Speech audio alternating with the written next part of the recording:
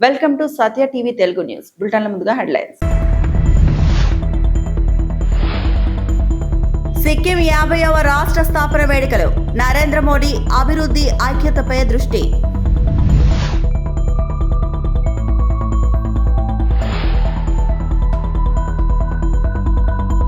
విశాఖలో Google AI data hub కు శంకుస్థాపన.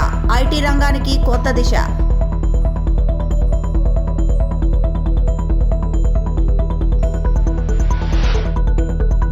తిరుమలలో శ్రీవారి దర్శనం. ఉపరాష్ట్రపతి సిపి రాధాకృష్ణన్ కు ఘన స్వాగతం.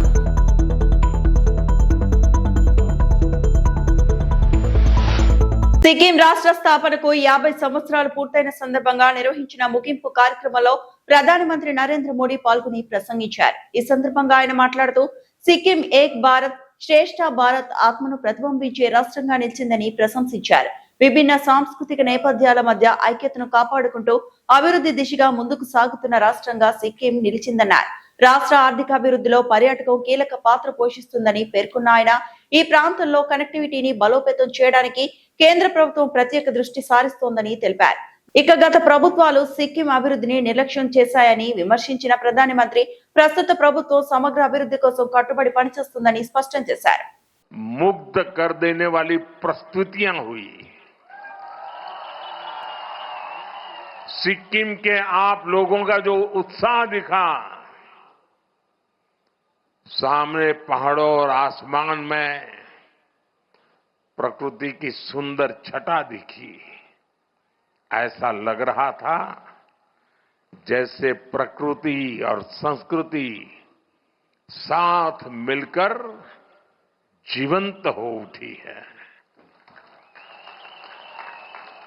वाकई ये स्मृतियां हमेशा मेरे दिल में बनी रहेगी और मैं जो भी कोरियोग्राफी करने वाले लोग होंगे, जो भी गाने वाले लोग होंगे, सबको बधाई देता हूं। और आज का ये कार्यक्रम मैं चाहूंगा कि टीवी मीडिया वाले, दूरदर्शन वाले देश को बार बार दिखाएं।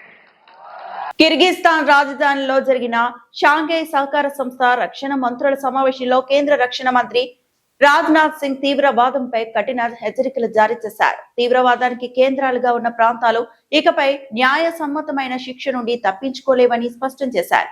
జమ్మూ కాశ్మీర్ లో జరిగిన పహల్గాం ఉగ్రదాడి వార్షికోత్సవాన్ని ప్రస్తావిస్తూ ఆ ఘటన ఒక ప్రాంతానికే కాకుండా మొత్తం మానవాళిని కుదిపేసిందని పేర్కొన్నారు. ఆపరేషన్ సింధూర్ ద్వారా సరిహద్దు దాటి జరిగే ఉగ్రవాదానికి భారత్ గట్టి సమాధానం ఇస్తుందనే సంకల్పాన్ని చూపించామని తెలిపారు.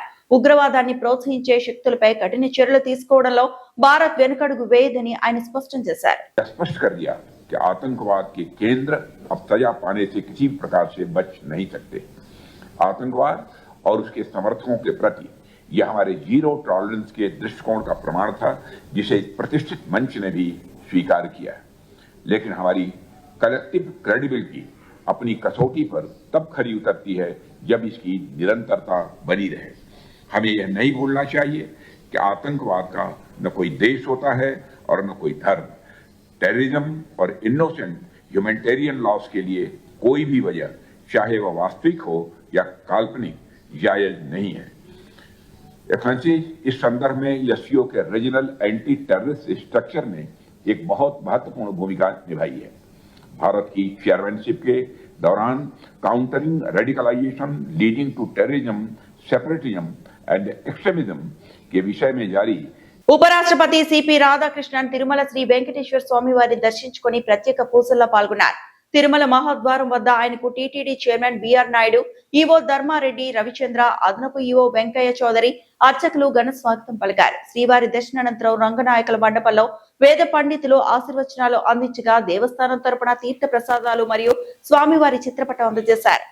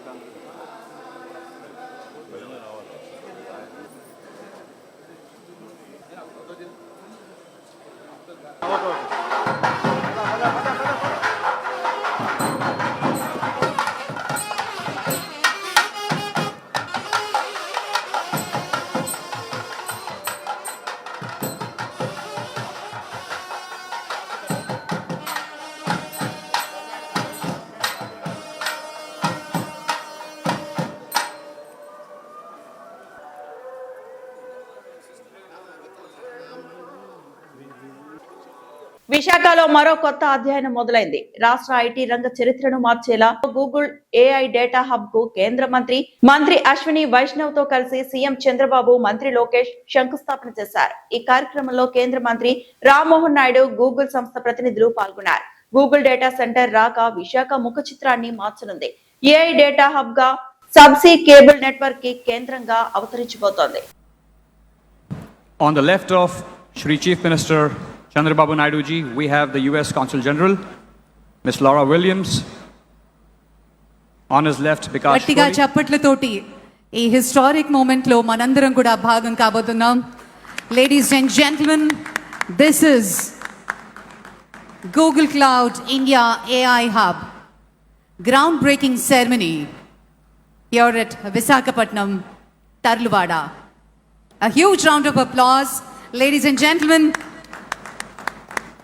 Let's make sure our guests behind us are able to hear your applause.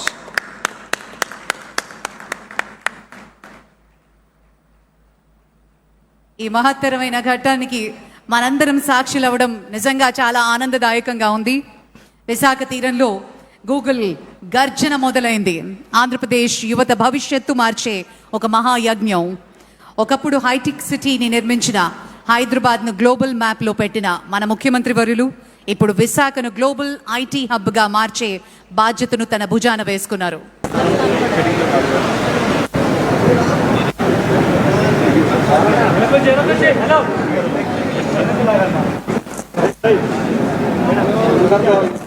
Andhra Pradesh చరిత్రలో ఈ రోజు మరిచిపోలేని రోజుగా నిలిచిపోతుందని ముఖ్యమంత్రి నారా చంద్రబాబు నాయుడు అన్నారు.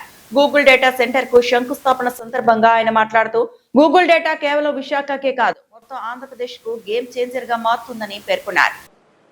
ఆంధ్రప్రదేశ్ చరిత్రలో మరిచిపోలేని రోజు, ఒక చరిత్రకు శ్రీకారం చుట్టబోయే రోజు ఈ రోజు అని చెప్పి మీ అందరికీ తెలియజేస్తున్నా.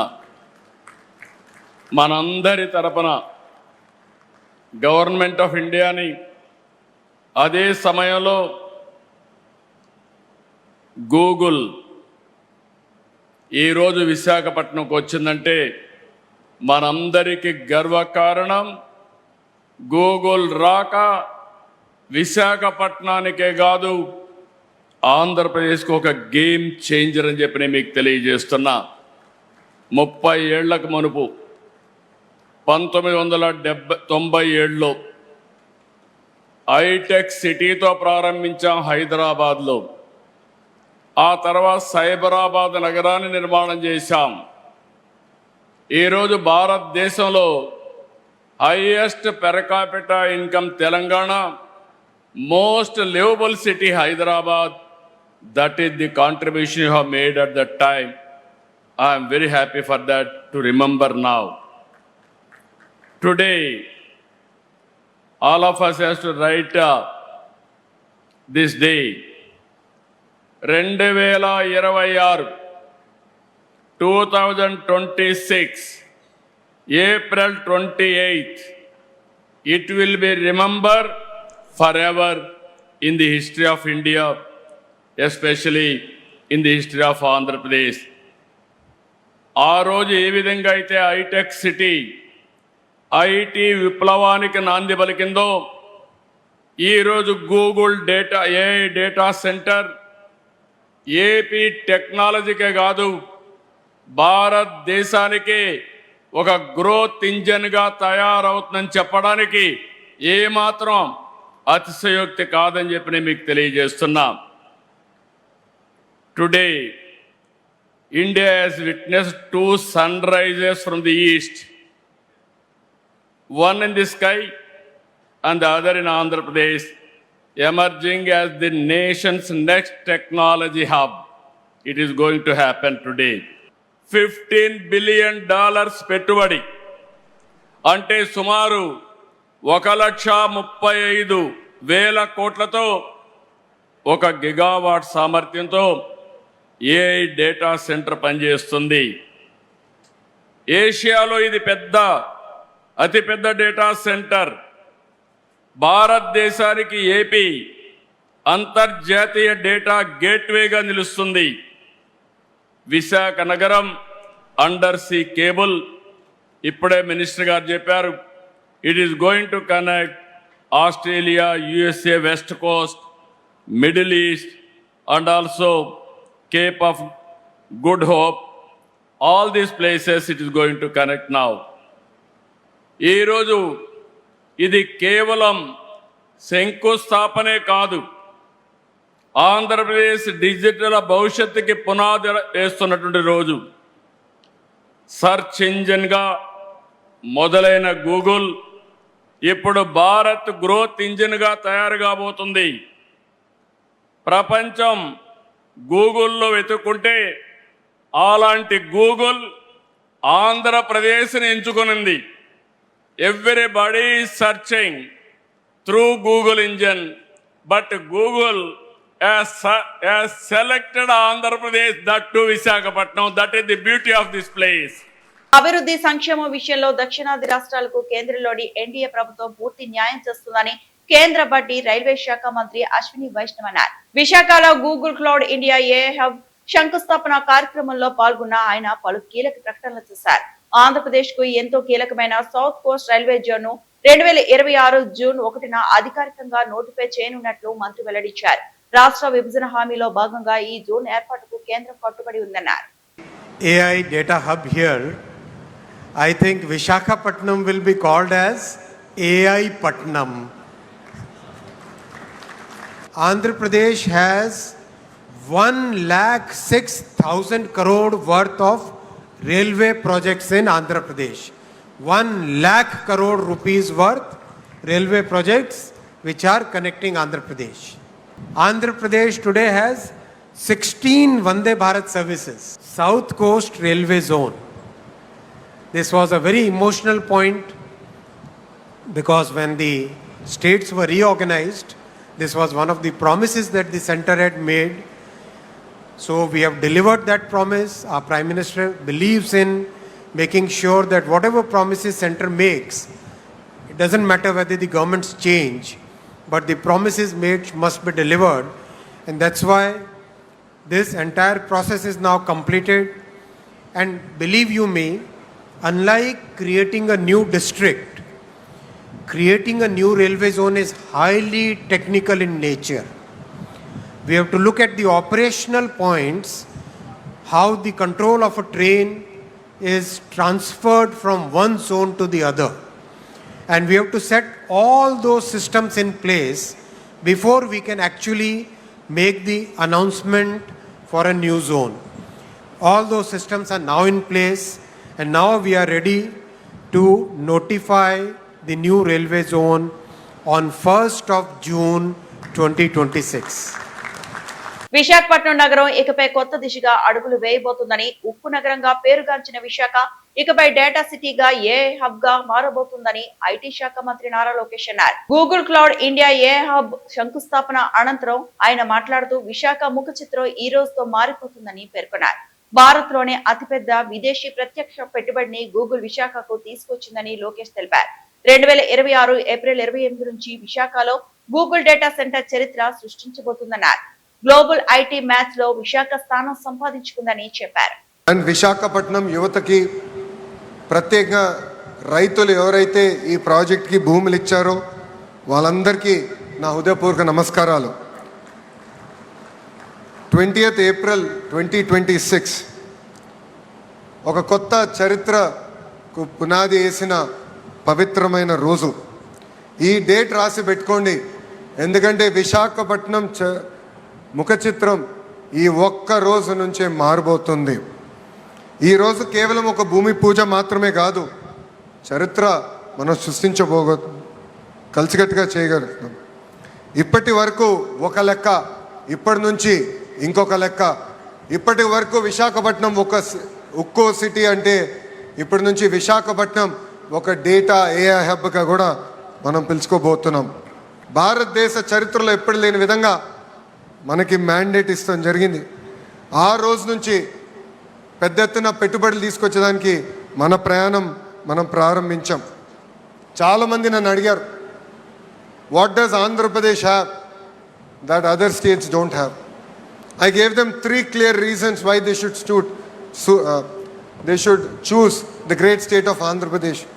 The first is our visionary leadership of Mr. Sri Nara Chandrababu Naidu garu. పక్క రాష్ట్రాల్లోనూ దేశాల్లోనూ ఎక్కడా లేని పెట్రోల్ డీజిల్ కొరత ఏపీలోనే ఎందుకు వచ్చిందని నిలదీశారు వైఎస్ఆర్సీపీ రాష్ట్ర కోఆర్డినేటర్ సజ్జల రామకృష్ణారెడ్డి. కావాలనే ఏపీలో పెట్రోల్ డీజిల్ కృత్రిమ కొరత సృష్టించిందని, అందుకు కూటమి ప్రభుత్వమే కారణమని ధ్వజమెత్తారు. ఏపీలోని పెట్రోల్ డీజిల్ సంక్షోభంపై తాడేపల్లి నుంచి మాట్లాడిన సజ్జల, పెట్రోల్ డీజిల్ కొరతలో ఏపీలో ప్రజా జీవనం స్తంభించింది. ఏపీలో పెట్రోల్ కొరత తీవ్రంగా ఉంది. 4-5 రోజులుగా పెట్రోల్ కొరత ఉన్నా ఎందుకు పట్టించుకోవడం లేదు? పక్క రాష్ట్రాల్లో కాంగ్రెస్ ప్రభుత్వాలు ఉన్నా అక్కడ కొరత లేదు. ఏపీలో పెట్రోల్ డీజిల్ కొరతకు కూటమి ప్రభుత్వమే కారణం. ఇది కూటమి ప్రభుత్వం సృష్టించిన సంక్షోభం. ఇక్కడ పానిక్ భయంతో సంక్షోభం అంతా మీరు క్రియేట్ చేసిందే. కావాలనే ఏపీలో పెట్రోల్ డీజిల్ కృత్రిమ కొరత సృష్టించారు. సమస్య పరిష్కరించకుండా ఏదో మాట్లాడుతున్నారు. 24న సివిల్ సప్లై కమిషనర్ ఆయిల్ కంపెనీలకు లేఖ రాశారు. అమరావతి పనులకు పెట్రోల్ డీజిల్ కేటాయించాలని కోరారు.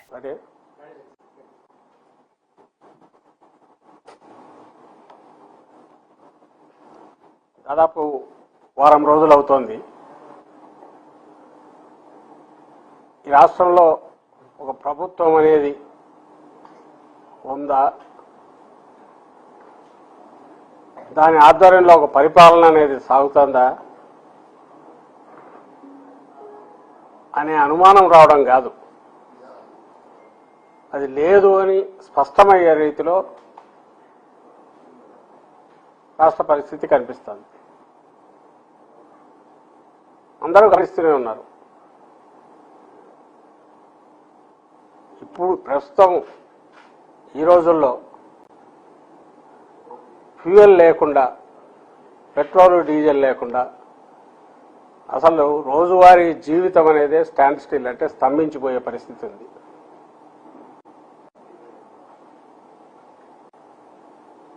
పెట్రోల్ డీజిల్ లేకుండా పవర్ గన కట్ అయితే కంప్లీట్ స్తంభించిపోతుంది. డే టు డే యాక్టివిటీస్ అన్నీ, అలాగే డే టు డే యాక్టివిటీస్ మనం బతకడానికి అవసరమైన వాటి సమకూర్చేవన్నీ, అలాంటి పరిశ్రమలు కావచ్చు, సర్వీసెస్ కావచ్చు, అన్నీ స్టాండ్ స్టిల్కి వస్తాయి సరిగా లేకపోతే సప్లైకి. అత్యంత సెన్సిటివ్ ఇష్యూ.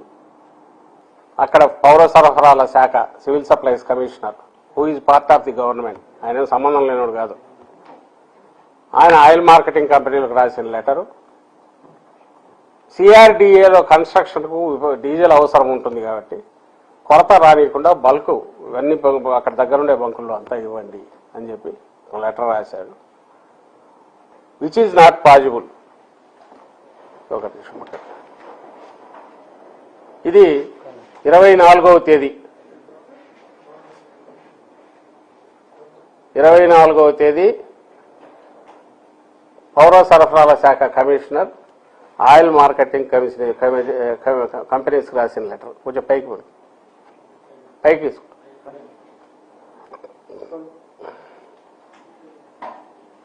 సో దాంట్లో మీకు మళ్ళీ మీడియా కూడా అందరికీ ఇస్తాం. మీ దగ్గర పెద్దది అవుతుందా చూడండి, జూమ్ అవుతుంది, కొంచెం పైకి పోయి కొద్దిగా కిందికి.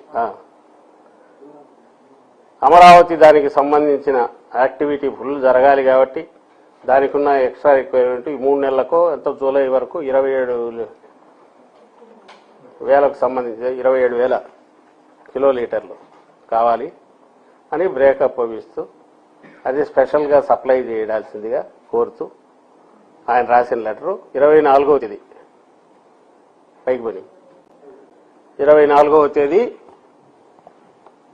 రాస్తాడు. దీని మీద 24th దీని మీద సెంట్రల్ గవర్నమెంట్ నుంచి పైకి వెళ్ళే స్లోగా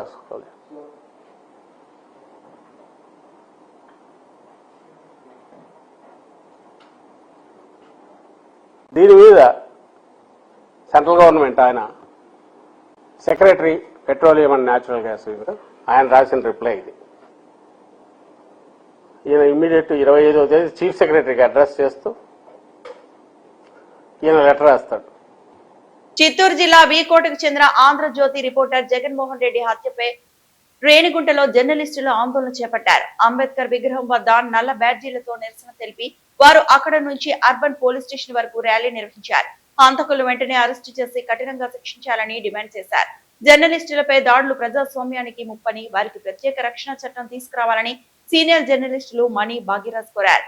హత్య వెనుక ఉన్న కుట్రదారులను కూడా గుర్తించి చర్యలు తీసుకోవాలని, జర్నలిస్టుల భద్రతను ప్రభుత్వం హామీ ఇవ్వాలని వారు పేర్కొన్నారు. ఈ నిరసనలో పలువురు జర్నలిస్టులు పాల్గొన్నారు. వీకోట ఏబిఎన్ ఆంధ్రజ్యోతి రిపోర్టర్పై జరిగిన హత్యను మేము రేణిగుంట జర్నలిస్టులుగా తీవ్రంగా ఖండిస్తున్నాం. ఇటువంటివి మరోసారి పునరావృతం కాకుండా ప్రభుత్వం కఠిన చర్యలు తీసుకోవాలి. జర్నలిస్టు సంక్షేమం ఎట్టా గాలి వదిలేశారు, కనీసం జర్నలిస్టులకు రక్షణ కల్పించాలని నేను ప్రభుత్వాన్ని డిమాండ్ చేస్తున్నాము. అదేవిధంగా ఎవరైతే గొడవలతో వెంటాడి నరికారో ఆ దోషులని గుర్తించి వెంటనే శిక్షించాలని కోరుతున్నాము. వాళ్ళకి తగిన శిక్షలు కఠినంగా ఉండాలనేసి దీనిపైన ప్రభుత్వం ప్రత్యేక దృష్టి సారించి పోలీసులు దోషులను తక్షణమే అరెస్ట్ చేసి జర్నలిస్టులకు న్యాయం చేయాలని కోరుకుంటున్నాం. అదేవిధంగా ఆ కుటుంబాన్ని ప్రభుత్వం ఆదుకోవాలని మేము ప్రభుత్వాన్ని డిమాండ్ చేస్తున్నాం. చిత్తూరు జిల్లా వి కొత్తకోట ప్రాంతంలో ఆంధ్రజ్యోతి విలేకరైన జగన్మోహన్ రెడ్డి గత కొద్ది రోజులుగా ఇసుక మాఫియా పైన వార్తలు రాస్తున్నారు. ఆయన వార్తలు రాస్తున్నారనే ఉద్దేశంతో అక్కడున్న పొలిటీషియన్ నాయకులు గంజాయి ముఠాల్ని ఎగదోలి డబ్బులు ఇచ్చి అతను వాకింగ్ చేస్తున్న సందర్భంలో ఈరోజు అతన్ని పైన దాడి చేసి కత్తులతో నరికి చంపడం జరిగింది. అదేవిధంగా అక్కడ స్పాట్లో ఆయన చనిపోయారు. వార్తా విలేకరు కూడా అక్కడ ఆయన పక్కన ఉన్న ఆయన కూడా తీవ్రమైన గాయాలైనవి, ప్రాణాపాయ స్థితిలో హాస్పిటల్లో ఉన్నారు. ఆయన ఈరోజు మేము సిపిఎం పార్టీగా ఈ కొత్తకోటలో జరిగిన విలేకరుపై జరిగిన హత్యను సిపిఎం పార్టీగా తీవ్రంగా ఖండిస్తున్నాం. ఇటువంటి ఘటనల్ని ప్రభుత్వం నివారించాలి. గతంలో నెల్లూరులో పెంచలయ్య అనే వ్యక్తి గంజాయికి వ్యతిరేకంగా ప్రచారం చేస్తుంటే ఆయన్ని బండిలో స్కూటర్లో పోతుంటే భార్య బిడ్డల సమక్షంలోనే కత్తులతో నరికి చంపిన సందర్భాలు కనిపించాయి. ఆయనకి ఆదుకోవాలని చెప్పి ₹1,00,00,000 డిమాండ్ చేస్తే 50 లక్షలు ప్రభుత్వం ముందుకు వచ్చింది. అదేవిధంగా వాళ్ళ భార్యకి ఉద్యోగం ఇస్తామని చెప్పింది. వాళ్ళ పిల్లల్ని కూడా చదివిస్తాం, బాధ్యత ప్రభుత్వం ఇదే అని చెప్పింది. ఈరోజు ఒక పెంచలేకే కాదు, ఈ రాజ్యాంగ అధికారంలో అంటే ఈ పాలక వర్గం ఈరోజు 4 కుర్చీలు. తెలంగాణలో ప్రశ్నించే గొంతులపై కాంగ్రెస్ ప్రభుత్వం అక్రమ కేసులు పెడుతోందని ఆరోపించారు మాజీ మంత్రి హరీష్ రావు. ముఖ్యమంత్రి రేవంత్ రెడ్డి మూర్ఖత్వం హిట్లర్ ను మించిపోయిందని ఎద్దేవా చేశారు. కొంతమంది ఐపీఎస్ తమ ఫోన్లను హ్యాక్ చేస్తున్నారని సంచలన వ్యాఖ్యలు చేశారు మాజీ మంత్రి హరీష్ రావు. ఇట్లా ఎన్ని కేసులు, మెదక్లో మా పార్టీ నాయకుల మీద కేసులు, సంగారెడ్డిలో మా నాయకుల మీద కేసులు, రాష్ట్ర వ్యాప్తంగా లగచర్లలో చూశాం. మా గిరిజన బిడ్డల మీద ఏ రకంగా అక్రమ కేసులు పెట్టారో చూశాం. కేసులతో గొంతు నొక్కలేవు. కేసులతో నువ్వు మళ్లీ గెలుస్తా అనుకుంటే అది మూర్ఖత్వం. హిట్లర్ను మించిపోయింది నీ మూర్ఖత్వం. నువ్వు ఆ జూబ్లీహిల్స్ ప్యాలెస్ లో కూర్చొని నువ్వేదో రాజు అనుకుంటున్నావు. నేనే రాజు, నేనే మంత్రి, నీకు నువ్వే చెప్పుకుంటున్నావు. కానీ నీకు తగిన బుద్ధి చెప్పడానికి ఇలా రాష్ట్ర ప్రజలు సిద్ధంగా ఉన్నారు. కొంతమంది ఐపీఎస్ అధికారులు ఇలా మా ఫోన్లు హ్యాక్ చేస్తా ఉన్నారు. మా ఇండ్ల ముందున్న సీసీ కెమెరాలు హ్యాక్ చేస్తా ఉన్నారు. బెంగళూరు నుంచి ప్రైవేట్ హ్యాకర్లను తీసుకొచ్చి వాళ్లకు డబ్బులు చెల్లించి హైదరాబాద్ కమాండ్ కంట్రోల్ రూమ్ లో వాళ్లను పెట్టి ఇవాళ బీఆర్ఎస్ నాయకుల ఫోన్లు హ్యాక్ చేస్తున్నారు. మా ఇండ్ల ముందుండే సీసీ కెమెరాలు హ్యాక్ చేస్తా ఉన్నారు. ఇవన్నీ బయటకు వస్తాయి.